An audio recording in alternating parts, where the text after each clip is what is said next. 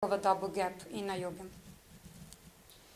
And as I mentioned, at TRIUMF they've done with MuSR many measurements on the vortex core size to understand, so if there is a field dependence of the superconducting parameters.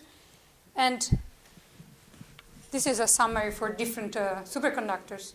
Obviously, for a conventional superconductor, you shouldn't have any field dependence. This is penetration depth. But for superconductors with a different gap structure, you observe actually pretty strong field dependencies of penetration depth and also coherence length. And this is actually, I wanted to show it because it's done at TRIUMF on vanadium. And vanadium is a marginal type 2, similarly to niobium. And they actually do observe a strong field dependence of the penetration depth. I think it is intuitive what the impact on low, medium, and high field Q slope would be. A field dependence of penetration depth would mean that we have field dependent losses due to an increased volume where the dissipation occurs. So this could reflect immediately on a medium field slope. And depending on how this penetration depth actually rises, could affect all the field range.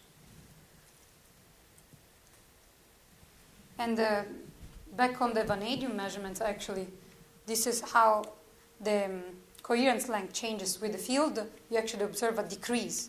So the coherence length will actually give you a gain.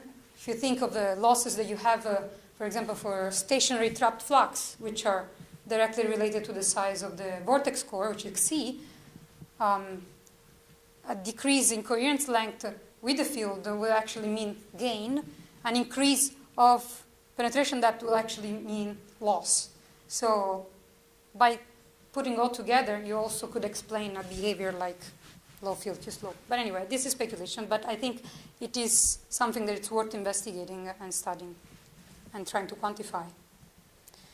So yes, so this would be the description of the cyclone experiment, for which we also got beam time approved, and this will be done in a few months.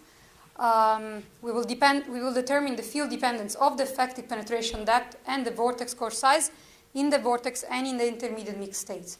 We will do this at several temperatures to investigate the possibility of two superconducting gaps. We will take advantage of MuSR unique software for measurements of the vortex lattice in a marginal type 2. By the way, I want to mention that the models that is used for this vanadium measurements is actually Dr. Brandt model for superconductors with low kappa.